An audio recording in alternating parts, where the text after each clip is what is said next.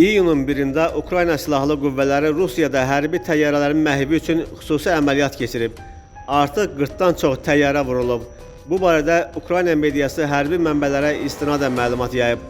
Bildirilib ki, Ukrayna Təhlükəsizlik Xidmətinə məxsus pilotsuz təyyarələr Ukrayna şəhərlərini bombalayan təyyarələrin məhvi üzərində əməliyyat keçirib. Hazırda A-50, Tu-95 və Tu-22M3 təyyarələri də daxil olmaqla 40-dan çox təyyarənin məhv edildiyi məlumdur.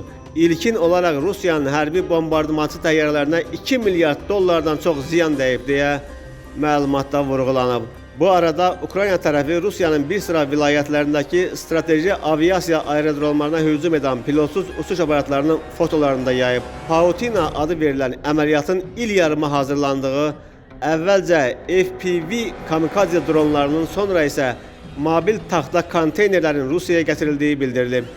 Əməliyyatın mahiyyəti yük maşınlarının içərisində quraşdırılmış buraxılış qurğularından FPV kamikaze dronlarının havaya buraxılması olub. Əməliyyata əsasən dronlar Rusiyada konteynerlərə yerləşdirilib və lazımi anda konteynerlərin qapıları məsafədən idarə olunmaqla açılıb.